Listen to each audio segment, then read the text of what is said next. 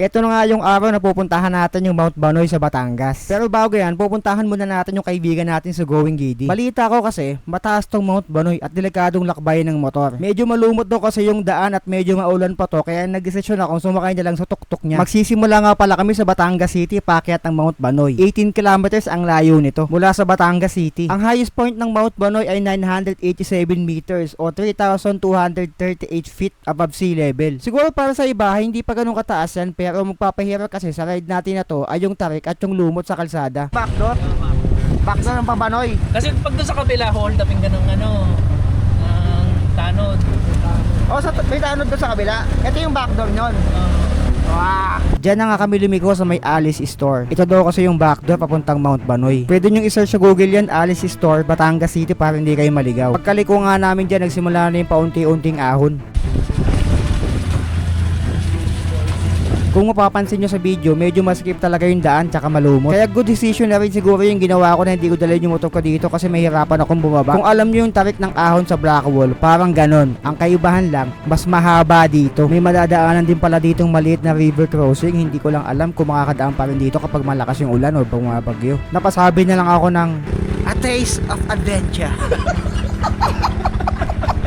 Tingin ko mas okay talaga pumunta dito kapag summer o kaya di maulan kasi napakadelikado talaga ng pag-akyat dito. Magiging challenging to kung ang motor mo ay automatic, pero wala ka siguro magiging problema dito kapag mayroon kang manual na motor kasi nga kailangan mo doon ng engine brake. Sobrang dami din kasing matarik na part dito kaya hindi rin ako makapaniwala na ganito yung ginadaanan namin ngayon. Madami na doon kasi na aksidente yung nakamotor dito kaya hindi nila ina-advise puntahan to kapag umuulan o kaya ang motor mo ay automatic. Saka hindi kalakihan yung kalsada. Imagine kapag may nakasulubong kang 4 wheels dito, sinong mag-a-adjust sa inyong dalawa, di ba? Tulad nito, may nakasulubong kami 4 wheels pero kasya naman kami. Pero may mga part kasi dito na parang isang 4 wheels lang talaga yung kasya. Ito na nga pala yung part na tingin ko sobrang delikado kasi pag nagkamali ka dito, pupulutin ka sa bangin.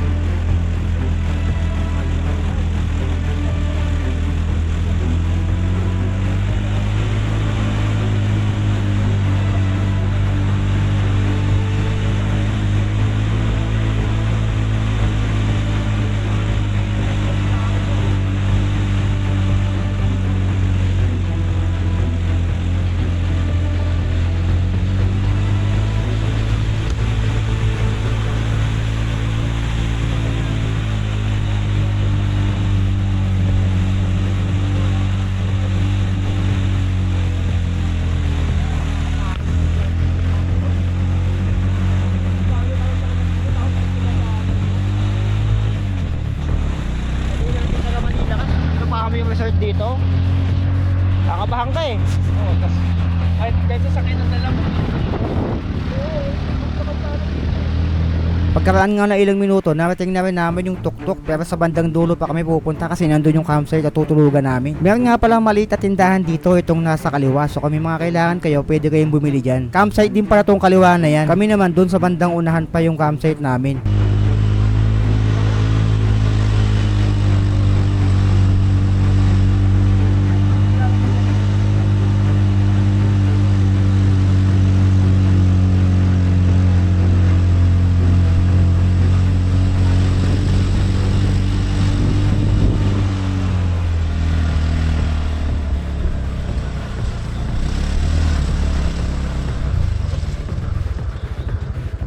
At nakarating na nga kami sa campsite na tutulugan namin. Kaibigan nga pa niya ni Going Gidi yung may-ari nito. Kung hindi ako nagkakamali, 200 pesos per head lang yung singil nila dito. Habang nag-aantay dun sa katiwala ng campsite, naglakad muna kami pabalik para tignan yung mga lugar dito. Sayang kung ginawa lang nyo lang ano to.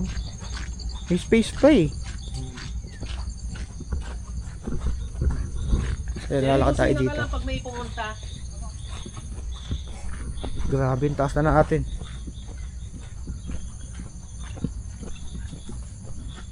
Ito yung campsite sa kanan. Sayang, ganda rin yung kaliwa oh. Pwede naman pagkampingan kaso papakinasapan. May damo nga lang, pero maganda view dyan pag wala na yung mga damo eh.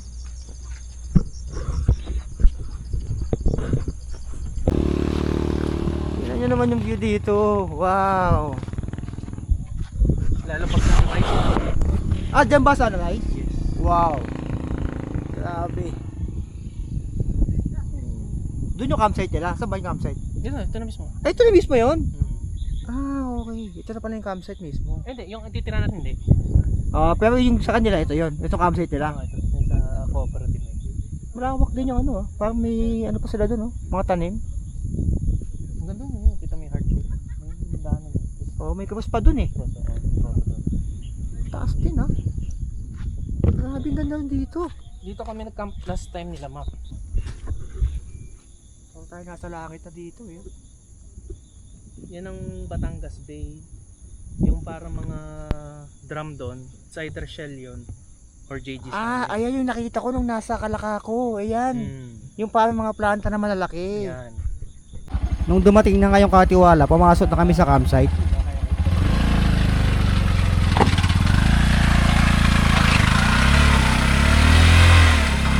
Oh, yan na. Op, op, op, op.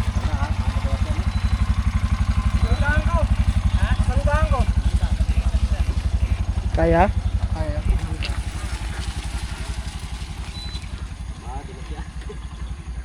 Kita-kita mo ano eh.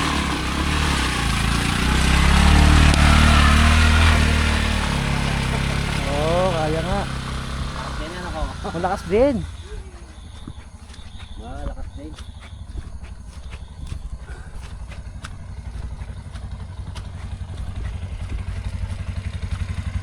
Ah, taas din dito ah. Natin. Itong view. Oh, yun ayos oh. Itong view, may kamote at may talong. At dito na nga kami pupwesto malapit sa gate. Hindi na kasi kayang iakit yung tuktok doon sa pinakataas. Kasi napakaputik ng araw na to. View. Taas natin. Ito, panalo. Grabe oh. Kinakita yung hamog oh. Panalo sa view. Wow. Ayun. May mga dating kubo-kubo. So dito na nga tayo pupwesto. Ito yung view natin. Dito tayo magte-tent. Ito yung view natin. Solid oh. Tignan nyo yung view na yan oh. Oh. Kitang kita pala dito yung bahay na bato. Medyo malayo lang. Medyo malayo lang mga kaibigan. Kita ba? Ayun. Baka hindi kita. Ganda ng pwesto natin. Dito nga mag-setup na ako ng tent para kapag umulan hindi na ako mahihirapan. Maganda rin yung pwesto namin dito dahil kitang-kita namin yung magandang tanawin. I suggest minsan gawin nyo rin tong pagka-camping dahil ma-relax talaga yung isip nyo dito. Iba kasi yung feeling kapag nandito ka sa mga ganitong lugar dahil ma-relax yung isip mo, mawawala yung stress mo at yung mga iniisip mong problema. Ito yung setup natin. Ayan. Magulo pa. Tapos pagising, ayan yung ating view. Wow! Sobrang sulit. Nasabi ni Doc dito pag madaling araw daw, malamig daw dito. So mamaya malalaman natin. May dala naman tayong dalawang jacket. Malalaman natin mamaya yan. Grabe yung view dito. Ayan o. Ay, sulit. So bukas, hindi pa tapos yung adventure natin kasi bukas, magba-backdoor tayo papuntang Malagundi kung hindi ako nagkakamali. Yung sabi ni Doc. Kasi hindi natin dala yung motor natin, syempre dala natin yung tuktok ni Doc. Iba pala yung experience dito. So first time ko lang sumakay sa tuktok. Okay din pala, masarap. Yung tipo na wala ka nang iniisip na malubak. Kasi nga hindi ka na hindi ka na nagmamanheo Ano ka passenger princess ka na lang So yun. So may kakain kami dito. Ayan yung setup nila Doc. Ayan, so hindi na makita sa taas kasi mahirap nang iakyat yung tuktok sa taas. Kaya dito kami pumuesto. Ayan. Maganda yung view natin dito. Dito nga nagmuni-muni muna ako. Ito yung kagandahan kapag magka-camping ka. Marami kang maiisip na bagong content o makakapag-reflect ka sa sarili mo. Mababawasan din yung stress at mga iniisip mo kapag ginawa mo tong pagka-camping. Mas mapapalapit ka kasi sa nature tsaka iba yung feeling kapag nandito ka sa taas. Ito na po. Binabalot na kami ng dito. 5:43 na. 5:43 PM. Ito na po yung dito. Puro ulap na to. Maulap na. Time check is 5:50. You can see it. Wala na yung Parang dun. timbak vibes. Wala ba yung timbak na? Grabe. Grabe ka mag-zero BTB. Zero. Bilisibity. Ayan. Malamig. Mount Banoy. Ibababa ng ganito oras? Tapos ganito ka Yung mga nakamotor. Wah! Yung mga nakamotor. Yung mga kanina mo siguro yung mga naka-scooter. Lakas sa loob! May Aerox tsaka Rider. Rider tsaka Sniper. Lakas sa loob Never underestimate the power of hangin. Delikado din Tapos mapapadaan sa gilid, yung malumot. Oo, yun nga Tapos dayo ka lang dito, di mo alam kung sa banday may lumot. Hindi, mahina yung ilaw. Oh, good luck sa'yo.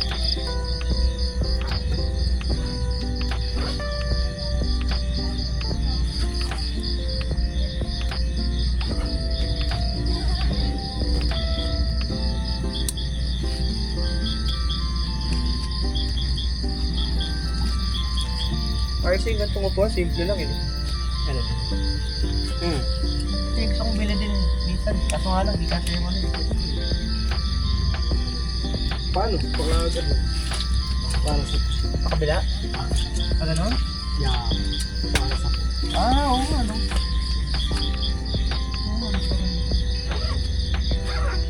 Walang palak yan. Tamang lang. Hindi siya yung pang chill, pang Luluto.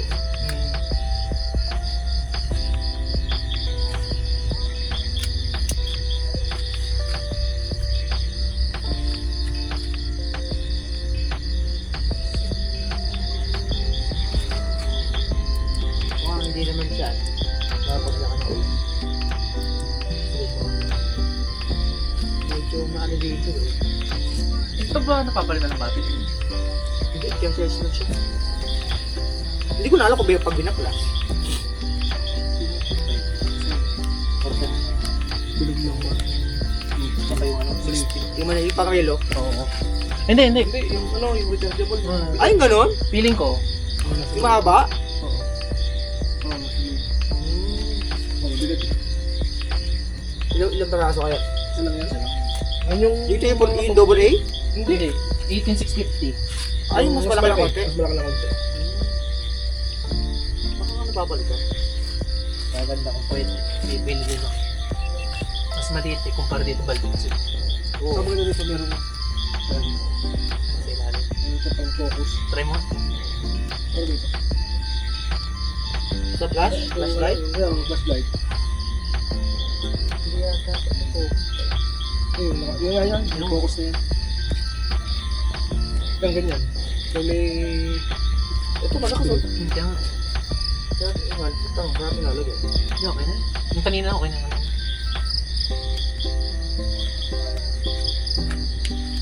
Natuwa lang ako sa ano.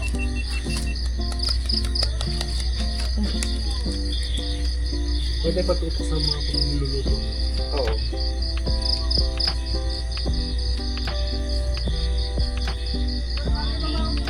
Magkano ito? Ano yata bilibig ito? 200 yata ito. 300. Ayun, focus. Layo lang ako siya.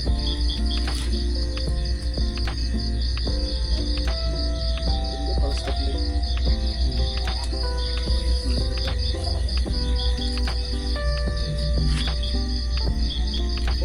Yung ko na nalaman, may ganito to.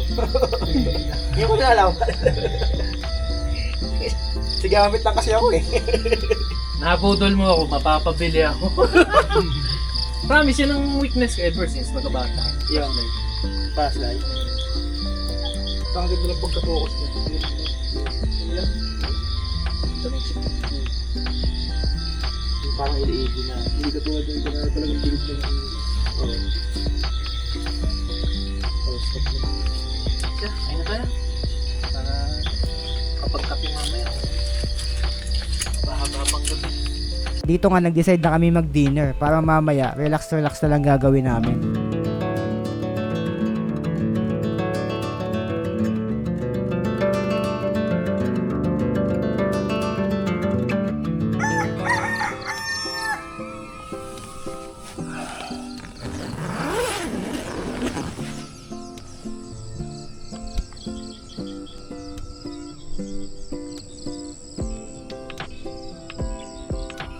So time check 5:30 na umaga. Ito yung view dito.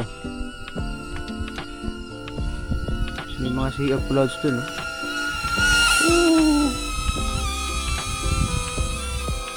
Solid.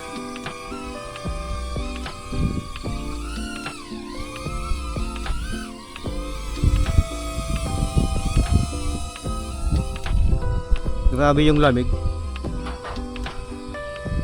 Masarap naman yung tulog ko. Kung ganyan ang view makikita mo sa umaga.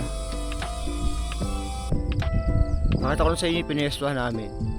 So nandun kami parang daanan paakyat.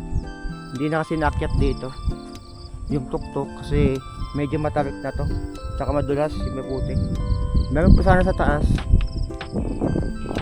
Pero oo na dito.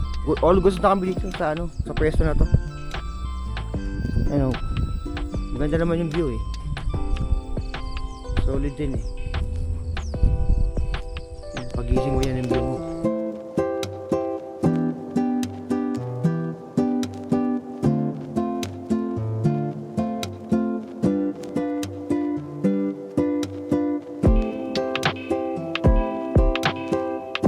Pupuntahan natin yung taas. Andun yung campsite natin. Doon tayo nag-camp. Ito yung taas. Bakit natin to?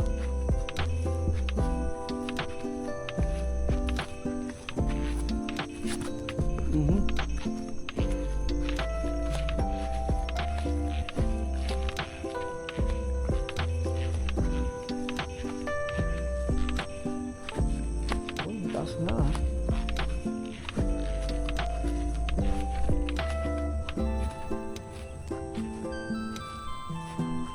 Ito yung taas. Wow!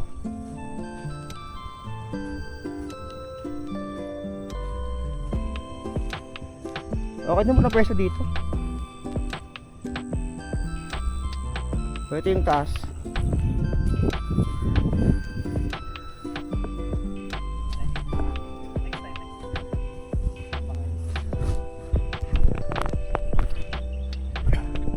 Okay pala dito eh.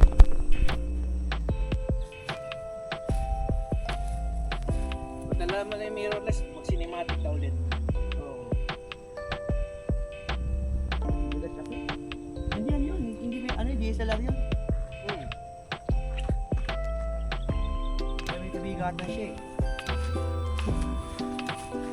Mas matipid nga lang sa battery ang... Okay, nakaligpit na kami.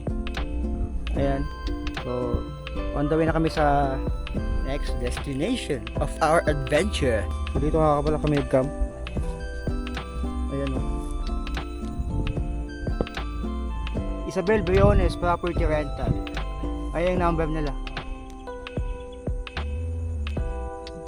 Solid yung view. Kinabukasan, sinimulan na namin yung extreme adventure namin gamit yung kanyang tuktok. At ito lang kayo yung mga sumunod na pangyayari na dapat abangan nyo sa susunod na video.